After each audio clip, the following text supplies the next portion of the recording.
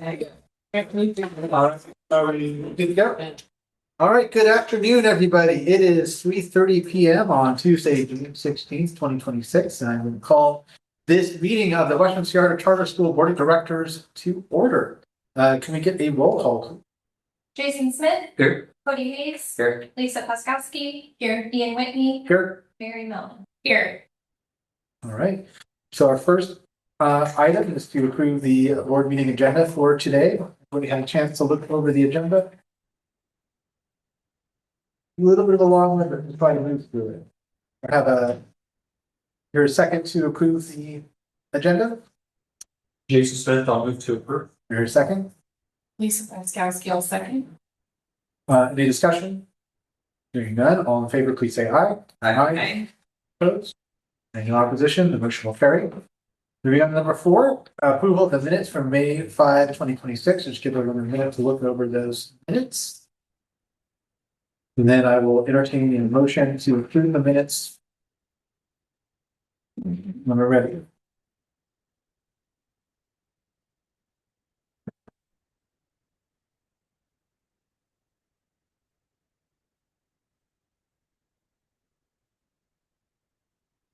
A motion to approve the minutes. Jason Smith, I'll move to approve. Your second. Mary Mellon, I second. Any further discussion? Hearing none, all in favor, please say aye. Aye. Any opposed? Motion will carry.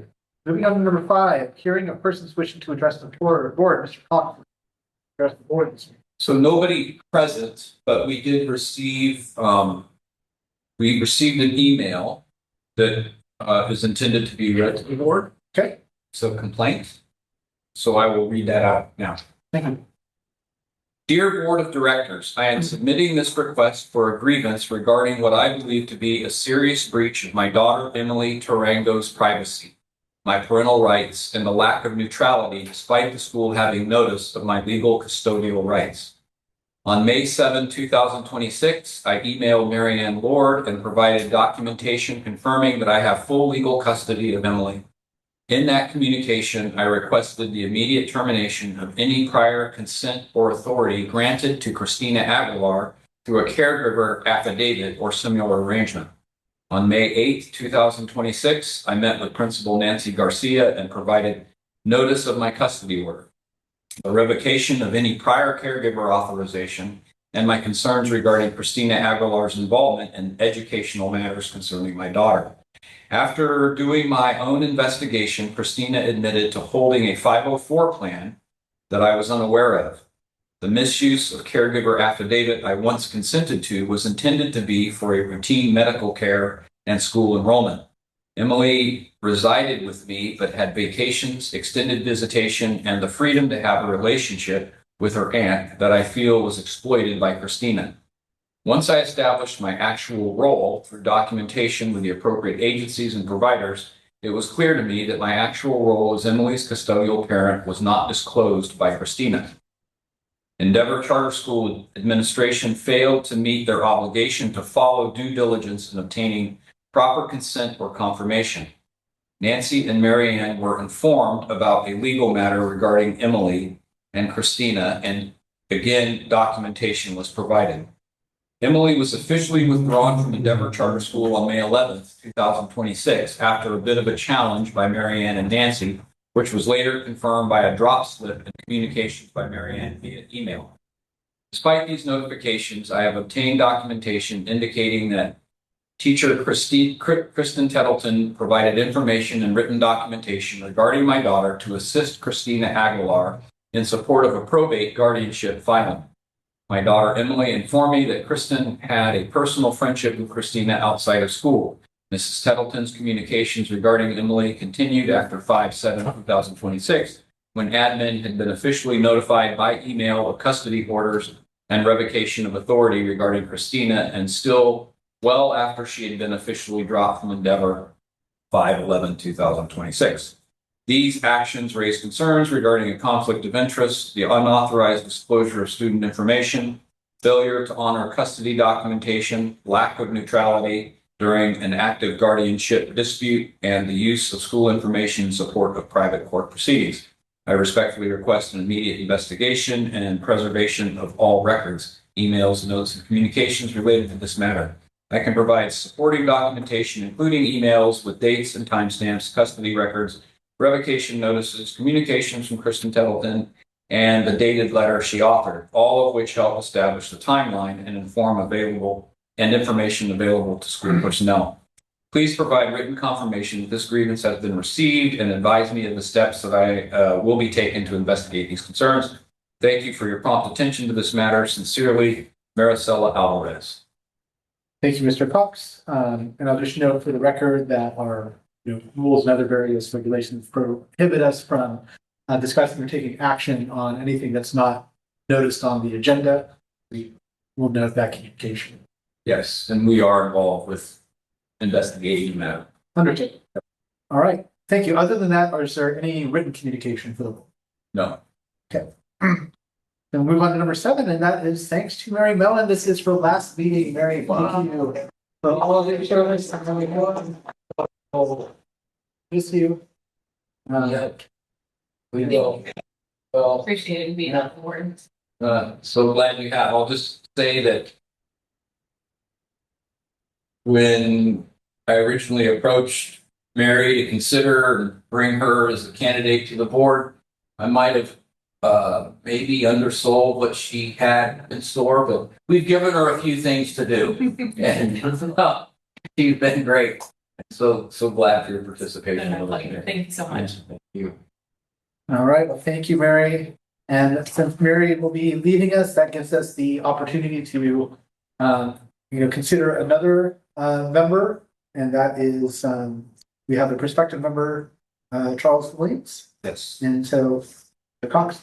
So, dear friends, this is Charles Williams, and he and his wife, Laura, have been with our schools for many years, educating their children, and are an exemplary family, and doing such a great job, and so supportive and encouraging in what we do. They believe and put into action exactly what we are stand for, model family with our schools. And so, gotten to know Charles a little bit over the years, and his wife, and so everybody just thinks so highly of him and his wife and his kids.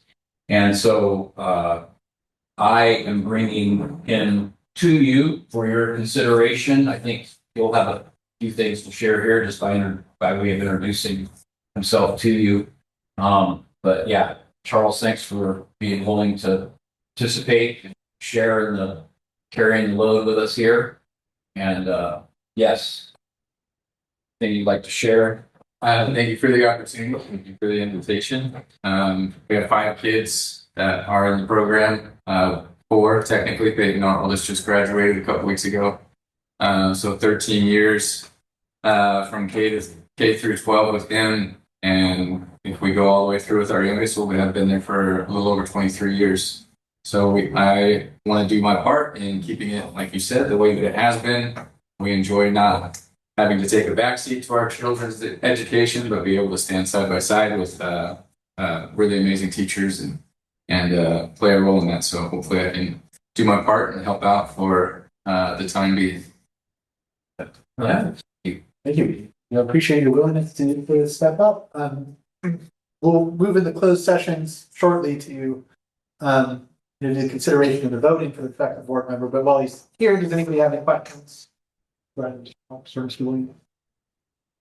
All right, there don't appear to be. So we will go ahead and move into closed session at this time for item number 9, which is the consideration of Charles Williams as a effective board member. This will be effective at the next, at July 1st. After July. After July 1st. So we may have a special meeting in the interim, so maybe not the next meeting, but Right. after. The next meeting that I'm going to be asking for is in July. Oh, is it? Okay. Yeah. That's right. So it'll be that meeting. Yep. Understood. So we'll go ahead and move into closed session.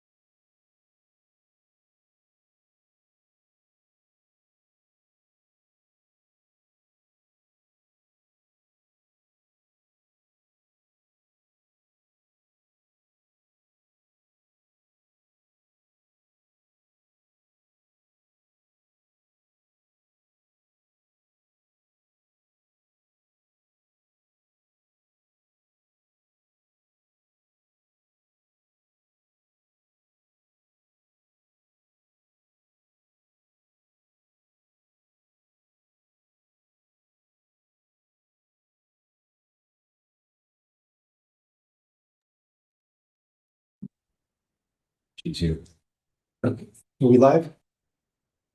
We have everybody back. They're coming back. Okay, we'll just wait 1 second for when they pop back in.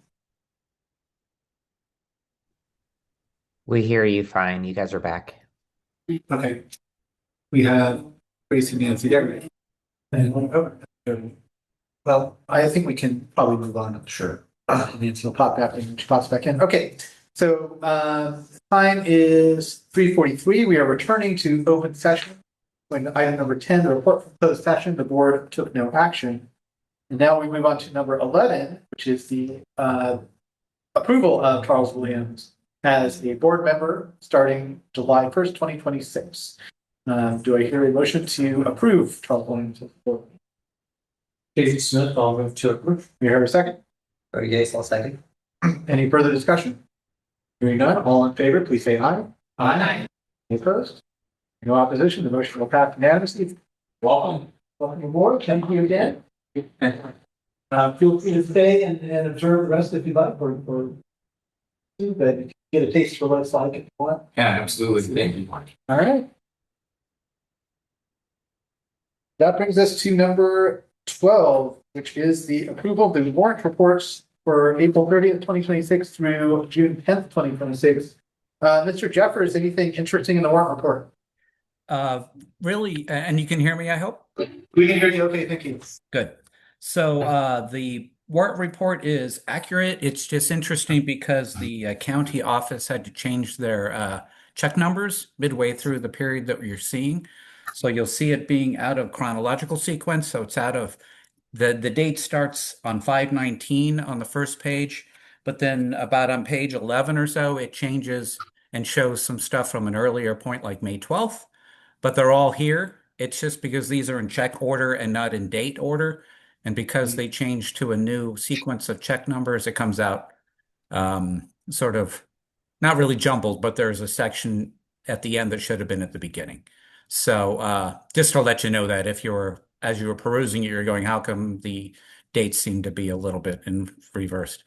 But I assure you they're all there. I confirmed it with the county that they did change their check sequence midway through. So everything that's in there is would have been in there in chronological order had they not done that.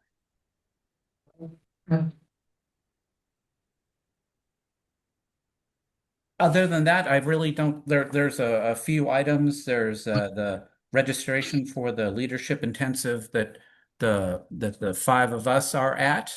That is on page 13. Is it 13? Yes, on page 13. So there's some costs in there that are unusual, and but this is for the transition planning that we're going through. So that's about it for anything unusual.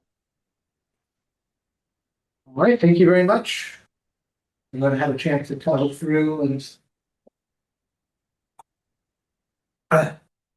I'll entertain a motion to approve the warrant report. Next. The motion to approve. Thank you. Mayor, second. Mary Mellon, a second. All right, any further discussion? Hearing none. All in favor of approving the warrant report, please say aye. Aye. Any opposed? No opposition, the motion will pass. So moving on to number 12, this is a resolution for the Western Sierra Charter School Board Resolution for Reserve Funds 2025 or 2026. Mr. Jeffers. I will attempt to share my screen and show a schedule. Let's see if you can tell me if you see that. That would be great. We see your screen. I don't think it's the. It's not the resolution, but it is the schedule. But Oh, it is the schedule. Yes, that's all I wanted to show at this point. So as long as you can see the schedule, Yes. I will discuss this.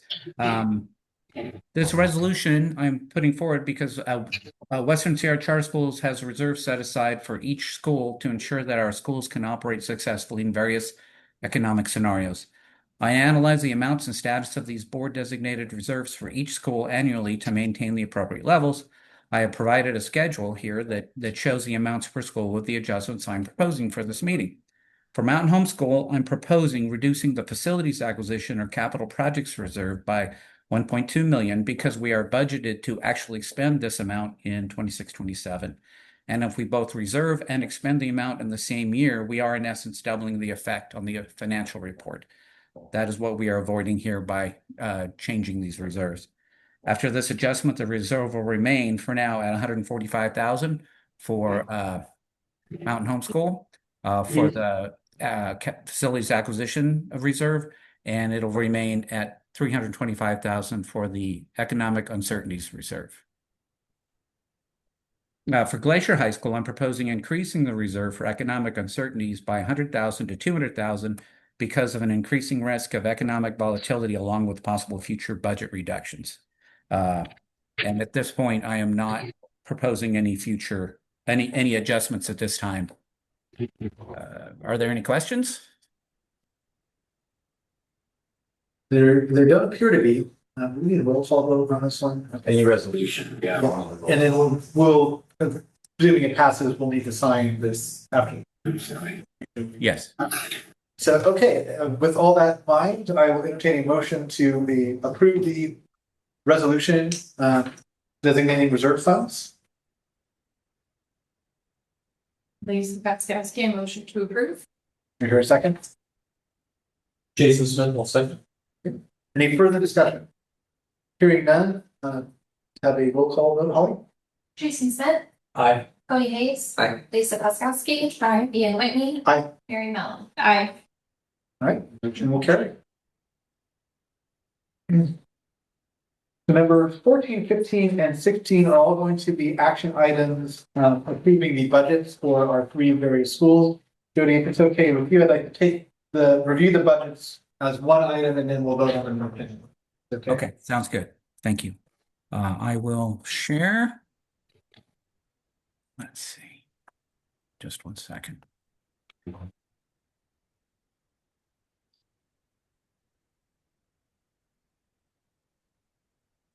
Just 1 moment. Sorry, getting to that one.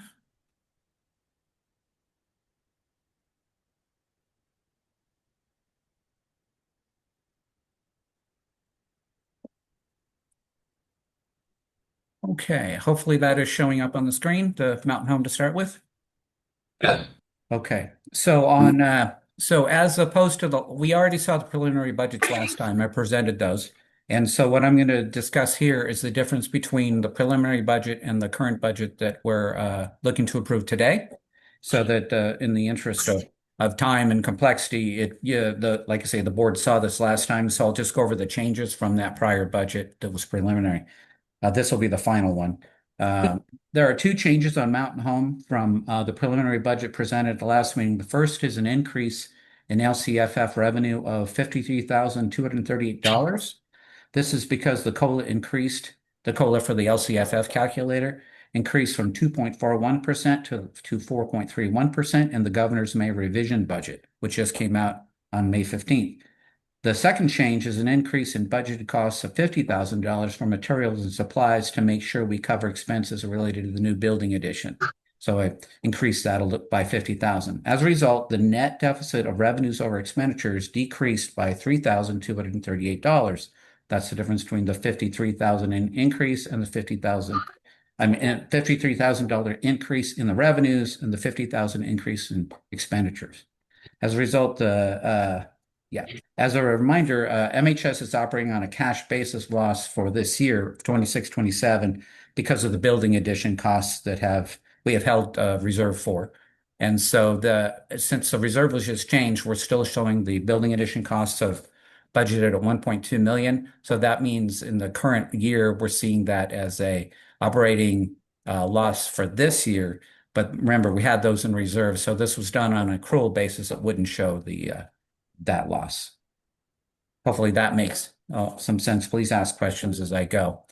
Then on the Glacier High School budget, there's only one change from the preliminary budget presented at the last meeting.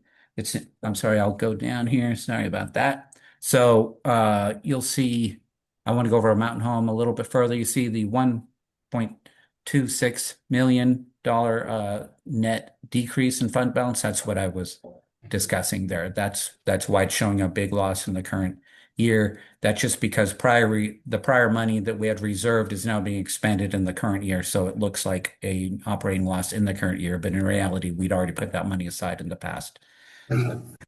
Okay, for Glacier High School, let me move on to that one.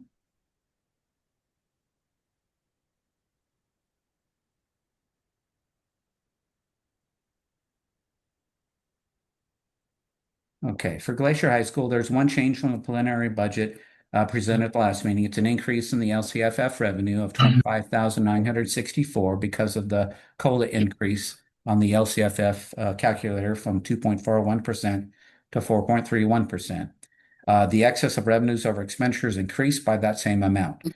So now the net increase in fund balance from 2627 is a positive 165,599. Then on Endeavor Charter School. Sorry.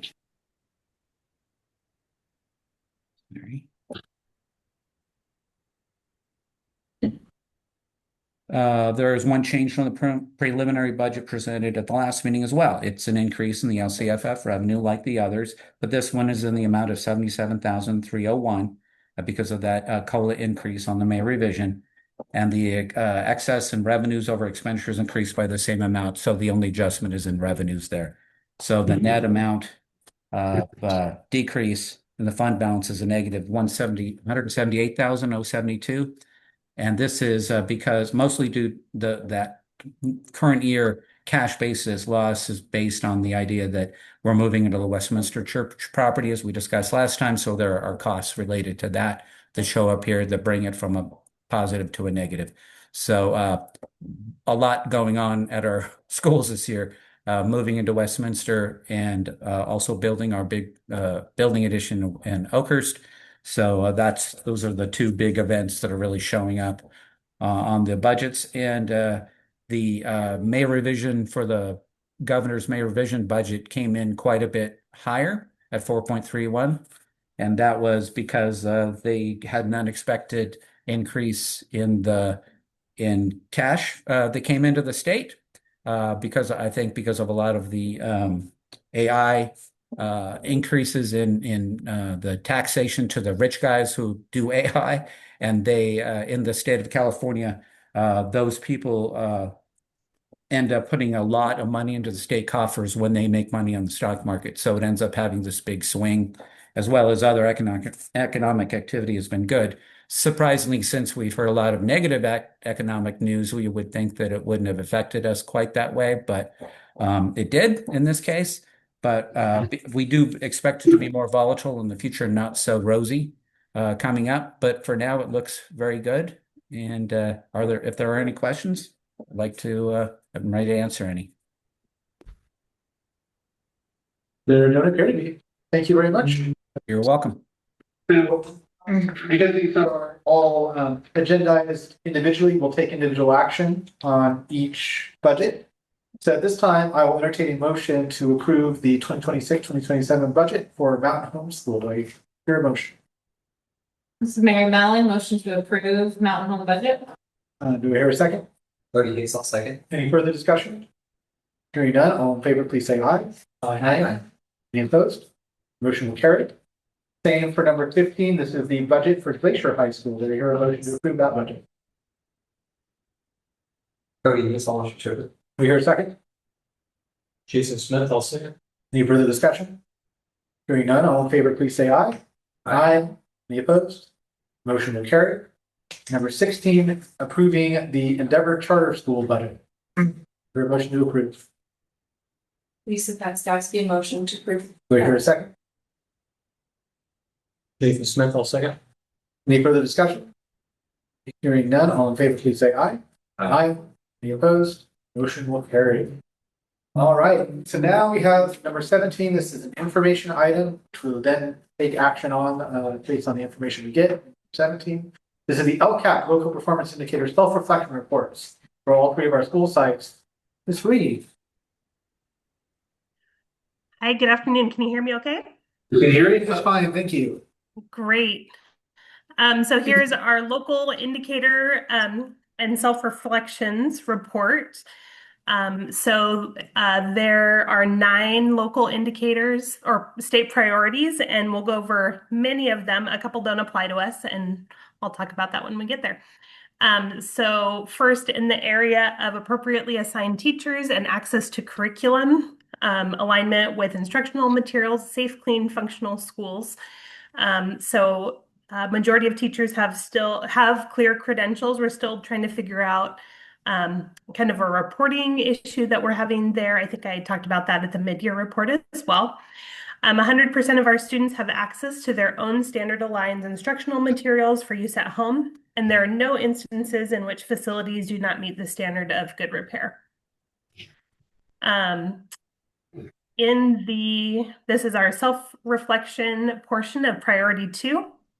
So in the areas of providing professional learning for teachers, progress in making instructional materials aligned to recently adopted academic standards or curriculum frameworks, progress in implementing policies or programs to support staff in identifying areas in which they can improve in instruction, progress in implementing each of the academic standards, and success at engaging with teachers and school administrators during the prior school year in identifying professional needs. All of the schools scored 5 out of 5 in all of these various areas, with the one exception. Endeavor is looking to select a new math curriculum. And so we rated 4 out of 5 since we're in the search process right now. Based on our survey that took place earlier this year, the school provides textbooks and learning materials to meet my educational needs. So this is from the student perspective, and you can see the scale down there on the bottom.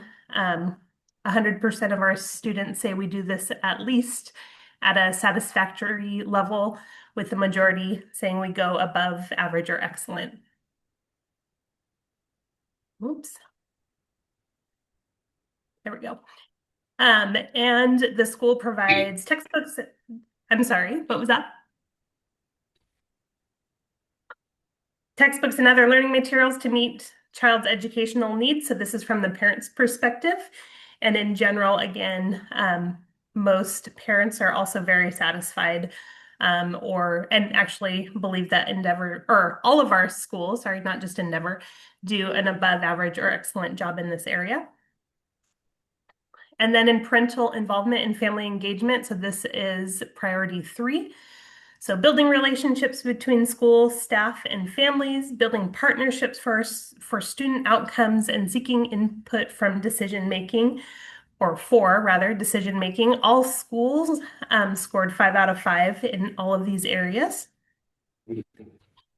And some of data from our survey, the school works with my parents. Again, this is from the student perspective, to help me do my best at school. And again, majority of our students think we're doing an above average or excellent job, with almost everyone thinking we do at least a satisfactory job in this area. And then from the I feel my advising teacher and other classroom teachers take the time to discuss my grades, academic progress, and success, or areas for improvement with me and my parents, again, the student perspective. Again, most of our students think we do above average or excellent job in this area. And then in the area of kind of safety and connectivity, I feel welcome, valued, and connected to others in my school community. So this is from the student's perspective. And again, most of them, sorry, the scale got cut off on the bottom there, but most of them, again, are thinking we're doing above average or excellent job in this area. And same kind of response from the parent perspective as well. And then how well our school communicates about events and procedures. Overwhelming amount of people think we do an excellent, overwhelming amount of people in our community, I should say, think we do an excellent job in this area. And then priorities. So priority 4 is actually the academic achievement. So that we've reported on in the annual review, and then the same with pupil engagement. We've reported on them. So that's why you're not seeing priority 5 and 4 and 5 here. But priority 6 is looking at school climate. So I feel my children are safe on campus. Again, above average or excellent in most of these areas, or at all of our sites, I should say. And then from the school perspective, we have a variety of safety questions that we ask, including I feel safe with other students when I'm on campus. I feel safe with staff when I'm on campus, and the school provides a safe and secure environment. So again, lots of positive results there. And then students also believe in general that we do above average or excellent job in keeping the school in clean and good condition. And the parents also indicate that they believe this as well, that we have a positive learning environment. And then access to a broad course of study. The ratings are a little bit different on here because we do have some students who don't participate in our on-site classes. So on the left is showing our enrichment classes, so non-graded classes, and on the right, it's showing our on-site graded classes. So these could be our math classes, our junior high graded classes, or our high school on-site classes. So the green is again a rating of excellence, the blue above average, orange satisfactory, the teal is poor, but then that like salmon color is that they didn't participate in that type of class. And then looking at priority 7, do you feel that you're currently on track to meet requirements to graduate college and career ready? So you can see the varying results there. So most of our students do think yes. And as we would expect, our Mountain Home students who are all elementary level don't know. And that doesn't really apply to them.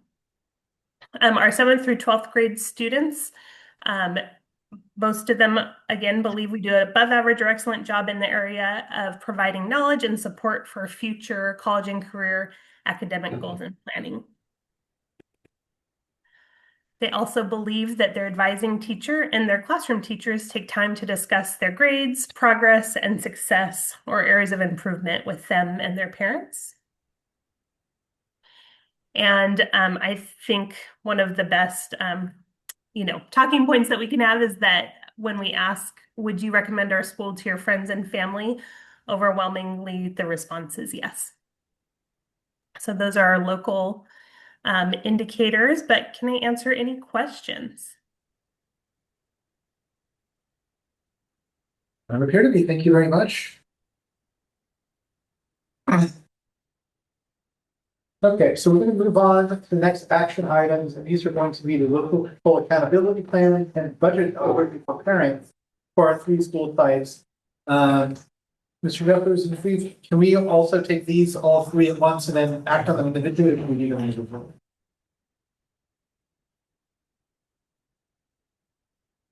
Yes, that sounds good to me.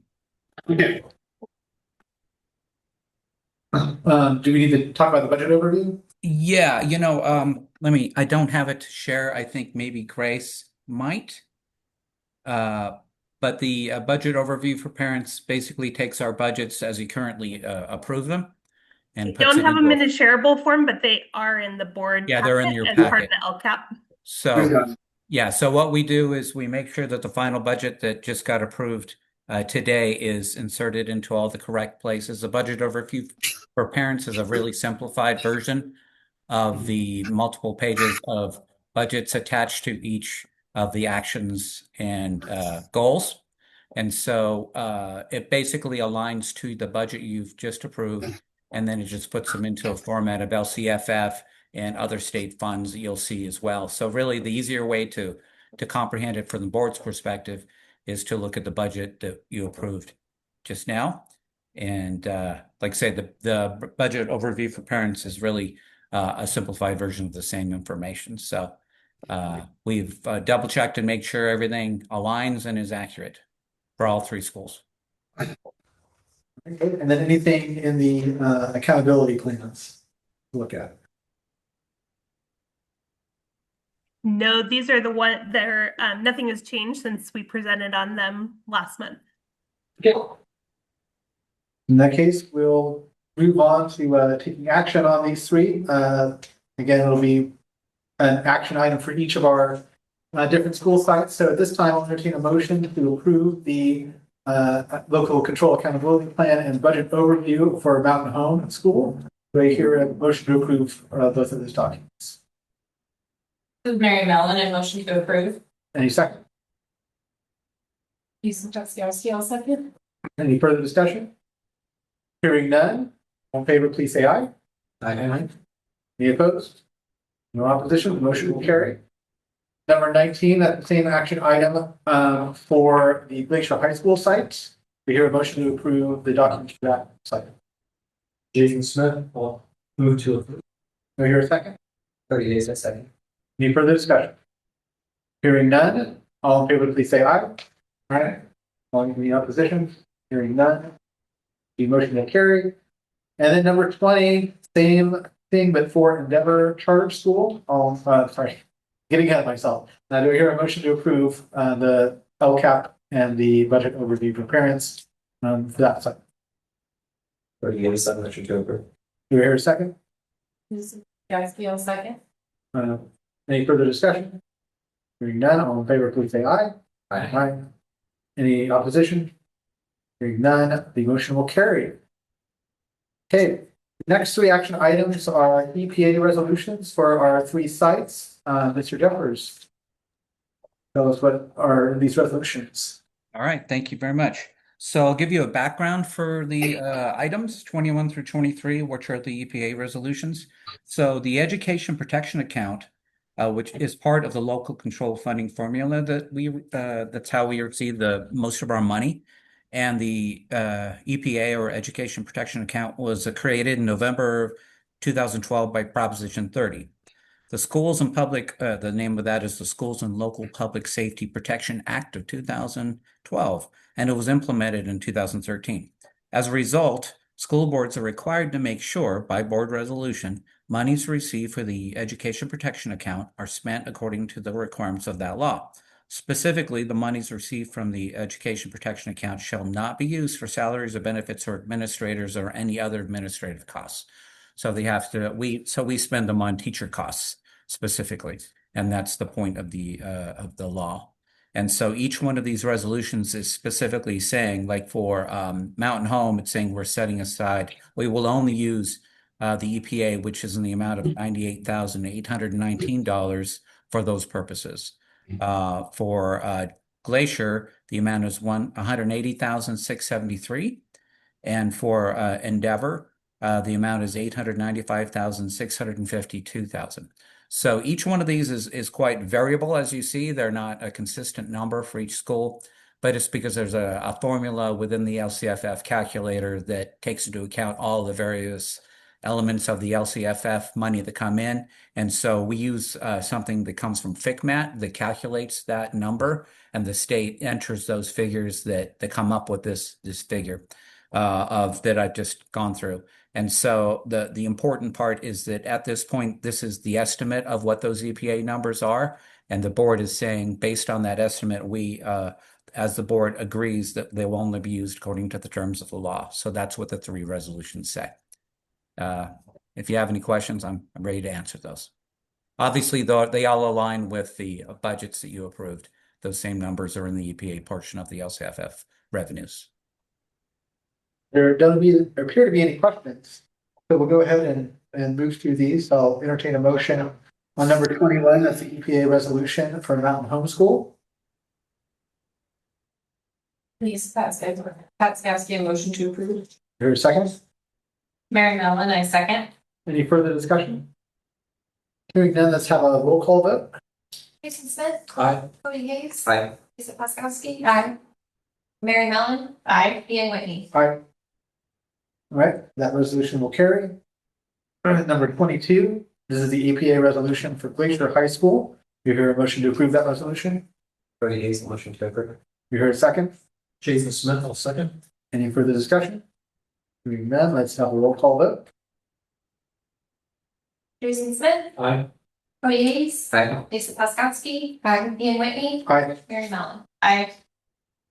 And number 23, this is PA resolution for Endeavor Charter School. Entertain a motion to approve that resolution. Jason Smith, I'll move to approve. Do you hear a second? Mary Mellon, I second. Any further discussion? Hearing none, let's have a roll call vote. Jason Smith. Aye. Cody Hayes. Aye. Jessica. Ian Whitmore. Aye. Mary Mellon. And that motion will carry as well. Thank you very much. And as a reminder, we're signing these resolutions as well. So it's a lot of signing. All right. Number 24, this is an action item to approve hiring of new staff and the costs we got coming on. Yeah, so we're really, and as we're all aware, you approve, we bring these to you and you're approving after the fact. We've flown and reviewed applications and interviewed and have offered employment to these folks, but we do seek the board's consent on all of that. Really excited to bring Tamara Dent on as theater, primarily assigned to theater instruction for Glacier High School and Mountain Home School. Denise Field for Endeavor as an advising teacher. And this is replacing Kristen Tettleton, who has resigned. And Gia Davis for Endeavor Charter School as an RSP teacher. This is replacing Dave Smith, who also moved on to other employment. Thomas Mao for Endeavor Charter School as a science teacher. And this is replacing Brooke Harada and Grace. And it looks like Caitlin Carter for some part of her assignment. As you all are aware, Grace is assuming the principalship full-time in the coming year, and Brooke Harada is assuming the assistant principal role. And both of those are science teachers. Both those folks are science teachers, so we needed to fill that. So that is Thomas Mount. And yeah, those are the new folks we have for you. All right. Unless there's any questions, I'll entertain a motion to approve the hiring of those staff members. This is Mary Mellon, motion to approve. Here a second. So, Lisa Bethscott, second. thank you. Any further discussion? Hearing none, all in favor, please say aye. Aye. Any opposed? No opposition, the motion will carry. Number 25, approval of new job descriptions. Oxton, Ship. Sure. So one job description for you, top of the list here is for special education director. And it is, we've already had special education coordinator. We have two people who serve as coordinator, one in Madera County with the Madera SELPA and one in Fresno here with the Fresno County SELPA. We've created a directorship, and so basically it's the coordinator job description with some additions. And so in the job description you have before you, the additions are the last two bullets on the first page, and then the first 1, 2, 3, 4, 5, 6, 7, 8, 9 bullets on the second page.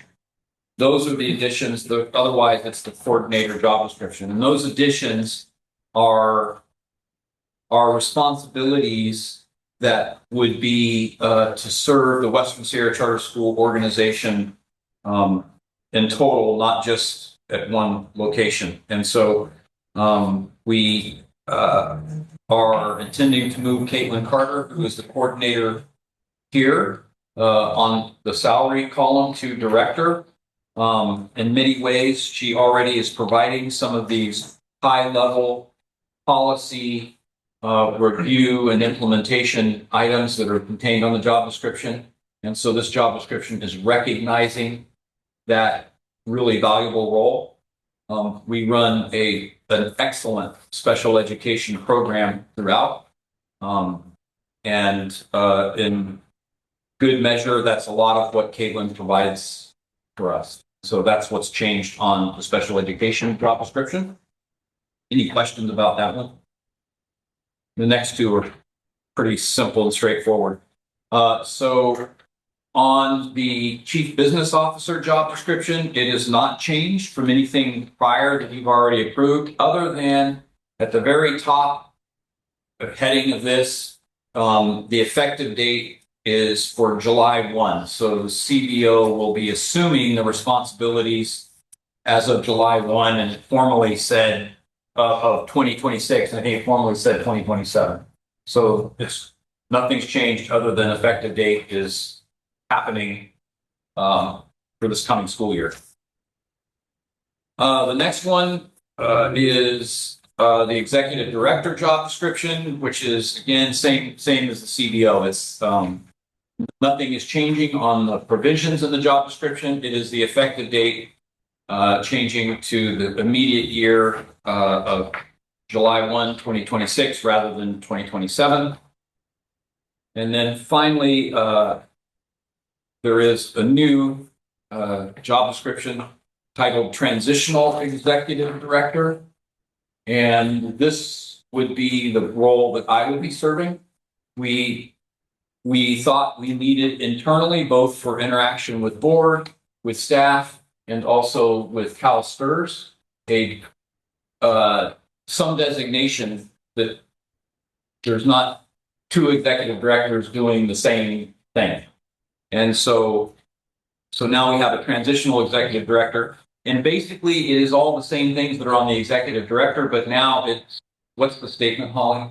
It's just this top statement? oh, right here.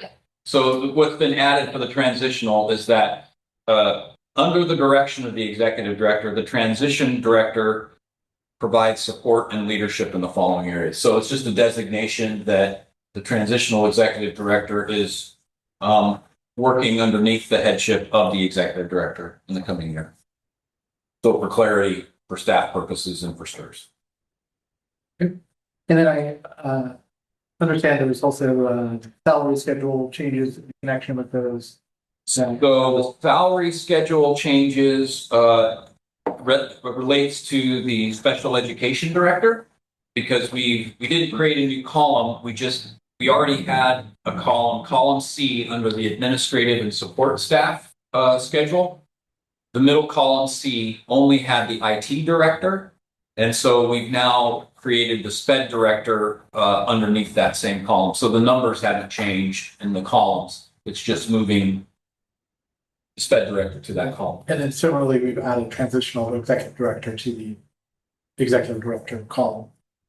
Did we do that? we did, yes. It should be in your packets, correct?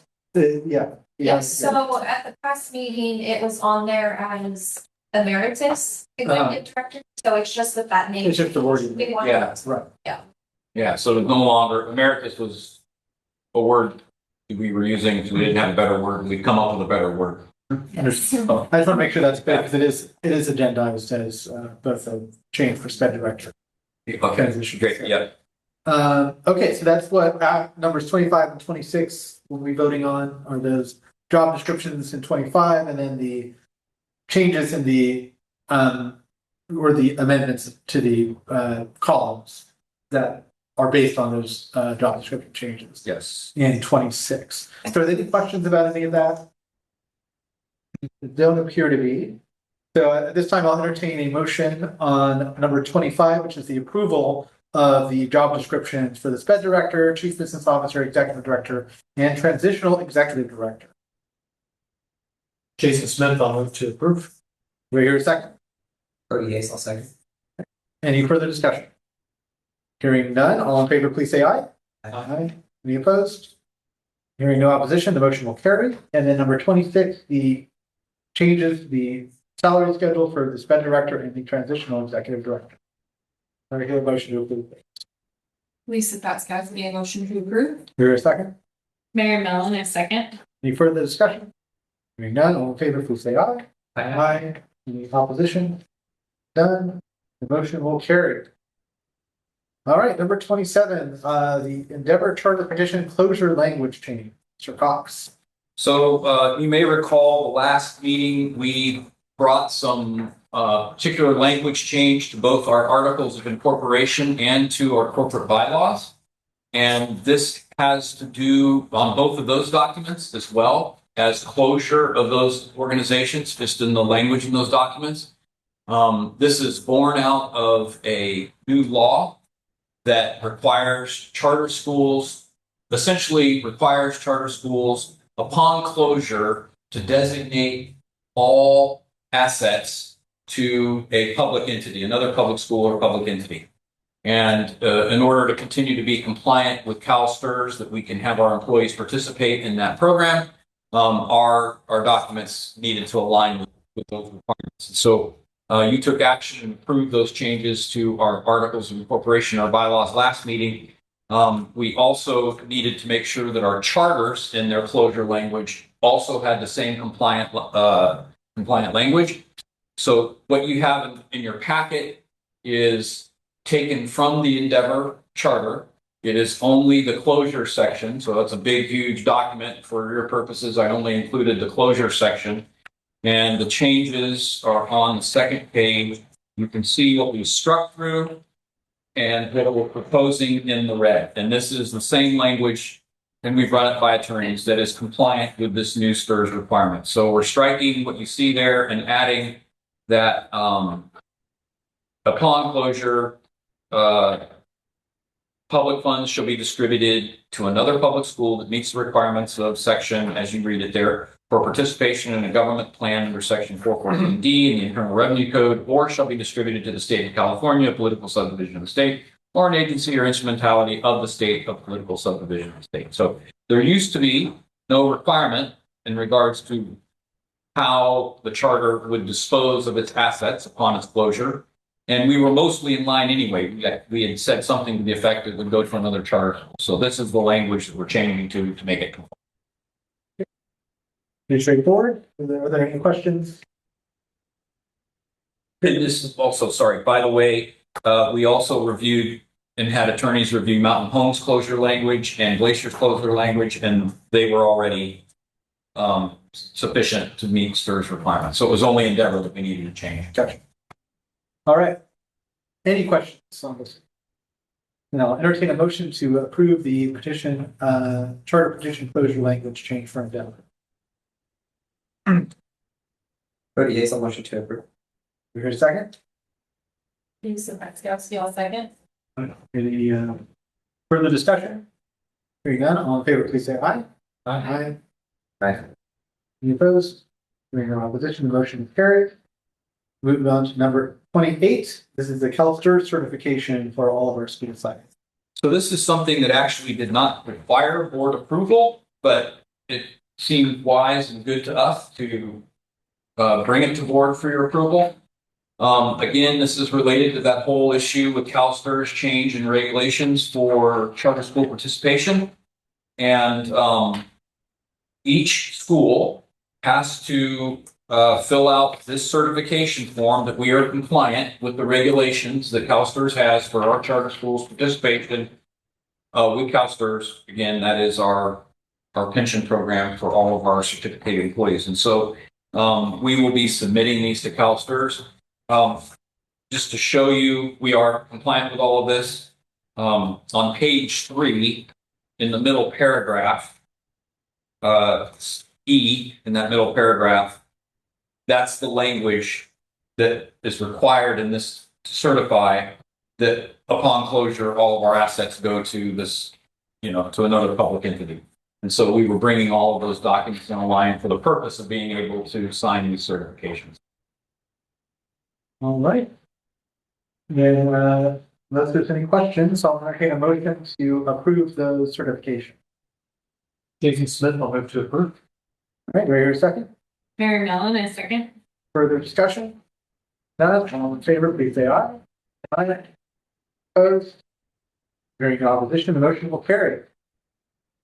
All right, so now number 29, the technology disposal / salvage list for June 16, 2026.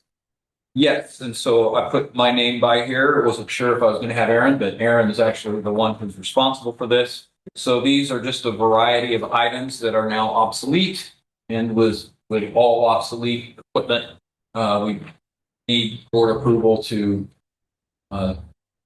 whatever it is to get rid of it, be done with it. Any comments on this, Aaron? No, I don't think so. All right, any questions? It's a pretty short list. Yeah. then at this point, I will entertain a motion to approve the technology disposal salvage list. Lisa Vaskowski, motion to approve. May I hear a second? Jason Smith, I'll second. Any further discussion?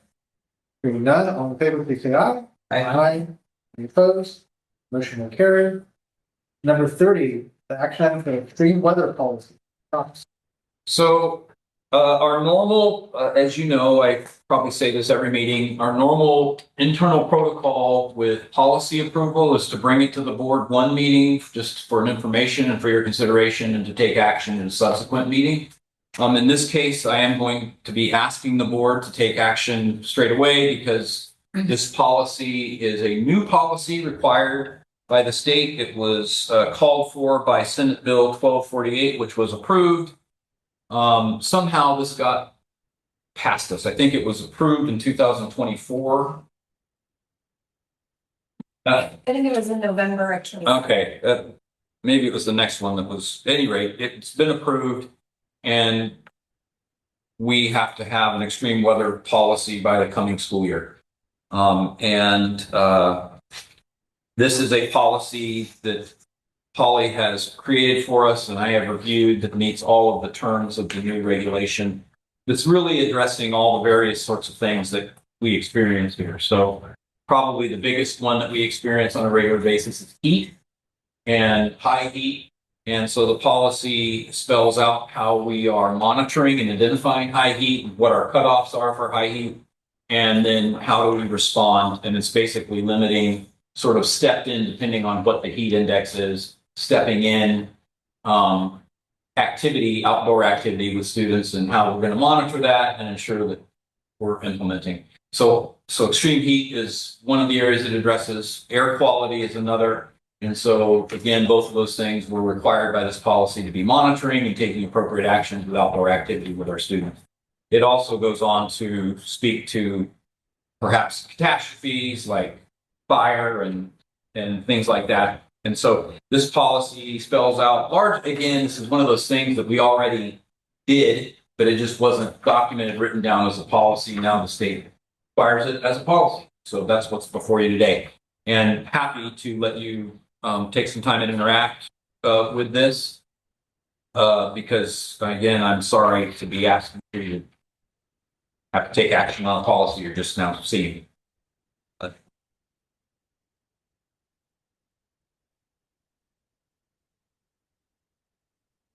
If you have any questions, please let me know. Any questions on this policy? Doesn't appear to be any, so I'll entertain a motion once everyone's done looking it over. I do have a question. So each school would do this individually, right? Yes. Okay. Yep. Right. That's a great question because conditions here versus up in Oakhurst could be quite different. Yes. Right. Yes. All right. I'll entertain a motion to approve the extreme weather policy. Jason Smith, I'll move to approve. Here a second. Cody Hazel. Any further discussion? Hearing none, all in favor, please say aye. Aye. Opposed? Motion will carry. And number 31, the last action item to amend the professional boundaries policy, the title change essentially. With a little bit extra. Yeah. So this change that we're bringing to this policy, amending this policy, has been called for by recently enacted Senate Bill 848. And happily, we already had the policy that was called professional boundaries with adult-student interaction. And the new law requires essentially that you have a policy that speaks to not just staff with students, but any adult. And really, it's really adult with student, adult with adult, student with student. It's pretty vast. And this also is required with the coming school year. And let me just say, I believe that this policy, that with its amendments, is sufficient, at least at a minimal level. However, it is not perfect in that we do not break out. Here's the policy for adults, students. Here's the policy for adults to adults. Here's the policy for students to students. Here's the policy for paid staff to students. And frankly, to best answer what the law is calling for, we would need to take this policy and break out specifics to each of those subgroups of people. And we were not prepared to do all of that. So at a minimal level, we think that this policy meets the terms of the law, but it's probably going to be something that we'll want to come back and revisit again and re-amend again to answer all of those subgroups. So what we did here largely is we removed, whenever we said staff personnel, we just pasted in adults. And so that's, again, that's the essential thing that's here. Any other comments, Polly, you think worth pointing out? That's the main thing. And so we've given you the markup version so you can see what we've added and what we're striking.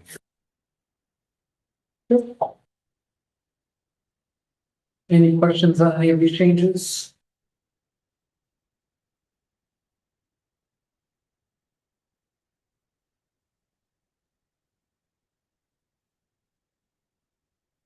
Well, when we're done taking a look, I'll entertain a motion to approve the amendments to the professional boundaries policy title change. Mary Mallon, I motion to approve. For a second. Jason Smith, also think. Any further discussion? Hearing none. All in favor, please say aye. Aye. Any opposed? Any opposition? The motion will carry. All right. Number 32, this is an information item on the Oakhurst building bid process and prospective timeline. So you have that as a single document, the bid process. Hey, so really great news. All of our plans that have been submitted to Madera County for the building addition have been approved. That would be our grading plan as well as our building plan. They're stamped. We have them. And so that's really awesome. And so the next step is to find the contractor. And we do have a policy. This is a large item. And so we have any project that's over 150,000 requires us to go to a bidding process, which is all in policy. And so we are queuing up to put this project out on the Builders Exchange and to advertise and see who we get for prospective contractors. And so this timeline steps through that process. Advertising the bid as of today, isn't it, Jody? Or is it tomorrow? Your meeting with Cody or Jody. It is tomorrow, the 17th. That's when it opens tomorrow. Okay. So it'll be out there, and then June 25th, any interested contractor will be on site to do the bid walk. And then there's a time for last of their questions. And their bids are due by July 16th. And then we, Jody and I, and Brian Foltz, our civil engineer who's working with us on this project, would evaluate those bids and make a recommendation. And then we would be needing board approval, hence the ask on my part for a meeting in July to approve the contractor. And then we notice award and proceed, and then they would begin as soon as they can begin, hopefully sometime in September, with the idea that they would complete work by the end of May. It will be advertised, as I mentioned, on the Builders Exchange, and then in the Fresno B. Is that correct, Jody? We're at, yeah, Fresno B. Yes, Fresno B. It goes out tomorrow. I'm sorry, find 3 little builders that I'd like to give that. For sure. Yep, absolutely. And they probably keep an eye on the Builders Exchange. So if they do, they'll see that come through, or it'll also appear in the Fresno. Yep. All right. thank you. We'll keep an eye out for that. And then in connection with that, there's a request for a special board meeting on July 21st to review and approve that contract will hopefully be lined up by then. And I know I won't be available for that meeting date, but I'm not sure what everybody else's schedule is. Is it possible to wrestle you all in for what I think will be a short meeting? Mary, you're not gonna have to worry about it. And Mary's over there looking pretty sly. We zoom into that one. Needs to be in person. We can, there's, Brown Act requires some unique conditions for that, but it is possible to do. You have to be someplace that theoretically is available to public and post the agenda there. School's not. Pardon? School will be open. So we can't go to campus. Well, I think that We probably could, we'd still have, well, yes, if we could open, we certainly would open that. I think we're supposed to have Oker's. Yep, lighting, so. So, yes, we could have, you could come down to the school and we could do it there. I think that would be good. Awesome. Wonderful. Thank you. Does that work for, how many do we need? Yeah, at least 4. Jason, you're okay? I should be good. Okay. What's the time on I think anytime you all want, I was just keeping it at the same routine that we have, so 3:30. Yep. And would that be okay with you? Okay. Oh. Thank you so much. I've been wondering for about a month. Hope they can go. So, great. Thank you. Appreciate it. Okay. So I'll miss all you guys then, but hopefully we'll hopefully it'll be short and sweet. Okay, well, that brings us to the reports. And this month we only have the executive director report. Normally we have reports from all the school sites. We got schools out right now. We're just doing the executive report. Thank you. So, Westminster is still out there. It's in, tennis. It's over in their court now. We responded to their last changes they wanted in the lease. We accepted most of them. There were a couple items that we reaffirmed that we needed in the lease. And so, as we've learned, it takes a little while for any of that to move through their decision-making matrix at the church. So we're waiting back to hear. So we're still expecting that this will go through and that we will be online to take possession of the building sometime after December in the coming year. And then we'll be doing the retrofitting we need, and then to open for service by the start of school year, August of 27. So that's still the intent. In regards to Fresno County Planning and what we presented, we're still working with them. I haven't heard from those folks in a couple of weeks, but I think the time frame in processing seems to work between Westminster and the Fresno County Planning seems to be in cahoots as far as how much time it takes. But so nothing really to report. But that's moving forward. Mountain Homeschool Charter.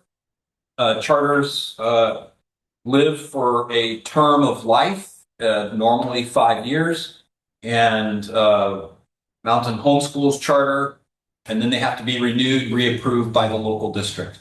And so when we do that, we send them off to legal to make sure they have all the new legal updates. We make sure that they still align with our program, and we do any additions or redactions and refreshing of the charter. And so that's current and live with the Mountain Home Charter. Our intent is to present our charter to Yosemite Unified at this time in September. And then they have a 90-day timeline to consider and hold a public hearing and to take action. And so the idea is that we would be looking towards approval from Yosemite Unified for Mountain Homes Charter right around the beginning of the second semester, so December or July. And hey, Nancy Garcia will be taking the lead from here on out with the board. And so that's really exciting. And yes. So I will obviously continue to attend the meetings and be support and help, but she will be taking the lead on that. And Mary Ann, yay, Mary Ann is already, as you know, registrar for Endeavor. And she will continue to be registrar for Endeavor because she just loves a whole lot of work. And she will also be serving as Nancy's assistant. And in that role with Nancy as executive director, she will be the one to be the secretary for board meetings. And so that will be actually board action at a future time when you annually choose the officers of secretary, treasurer, and chair. Yeah. So that'll be coming, but Holly will be moving from that role. So thank you, Holly, Holly has been so helpful, so great in this role, and all of this material and all of the organization and how it runs so smooth. That is Holly. And so thank you so much for that, Holly.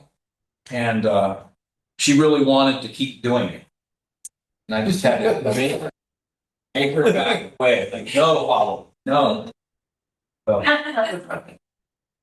Mary Ann is tremendous administrative gifts and will also do an excellent job. There is, do I have the proposed board meeting date? I don't see them. I'm sorry. Me, pull up and I will, you have a pen. I will read them out to you. Sorry that's not in there.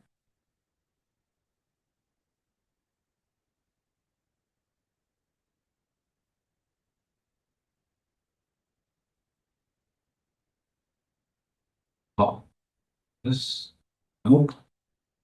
Well, let me just read them off my calendar because I'm in the calendar. So I've asked for a special meeting, July 21. You're already all aware of that.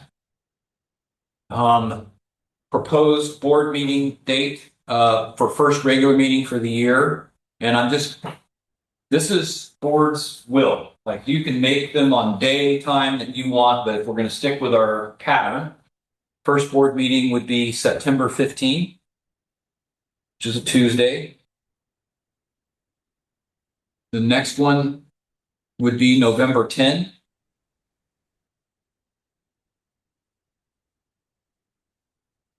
The next one is January 19. 19. January 19. And I'm sorry that I didn't get that sheet in your packet. Then April 6th. Make sure I didn't miss one in there. Yeah, 19, then April 6th, and then May 11. With the final scheduled board meeting June 15. Be your final. Yes, and coup de grace. Any big conflicts, we can always, change things later if we need to, but does that seem okay for everybody right now? Still Tuesday, 3:15. Yes, With 3:30? yes. That was 3:15. Yeah, 3:30 is our start time. That's probably I just told myself that. That's why you're always here on time and early. It's It used to be 3:15 and then we pushed it back to accommodate right. something on the Oakers team. Fun. And Grace and Nancy, I think we've already talked about this, but our start time and Dave, has to coordinate with classes. And so 3:30 next year, does that continue to work here at Endeavor? Yes, yeah, 3:30 is fine, and if the board wanted to start earlier, the room's available at 2:30. Okay. Good to know. But we don't need to take board action on that, that's just information for now. If you come up, let me know that Mike or Nancy know, and we'll make adjustments. I'll, since I failed to get in the packet, I will email out to the board these dates again. So, yep. I think if it does change, we post out to Yeah, the community. Yeah, yeah, we'll just, We'll need to know. right. we'll just need to change the Yeah. website. Yeah. So as long as we're not changing it too close to the date of the meeting, it should be okay. Yeah, For Brown Act. yeah, yeah. All right. Well, the next, or was that the end of the report? Do you have anything else? No, that's good. That's it. Then the next scheduled board meeting is gonna be that special meeting on July 21st, 2026, 30 PM. I will not see you there, but I'll see you at the one in September. Again, thank you to Mary and Mike, you'll still be here, but thank you for the meeting. And we'll miss you, Mary. And yeah, it's gonna be a great new year next year. Look forward to it. With that, I'll entertain a motion to adjourn. No question, I'm sorry. No problem. Last updates on this campus and county action. So there's been no news from the county, and I think relative to internal knowledge they have that we're trying to solve their issue by acquiring Westminster. So yeah, thank you. All right, thank you. All right, with that, I'll entertain the motion to adjourn. Jason Smith, I'll move to adjourn. And then I have a second.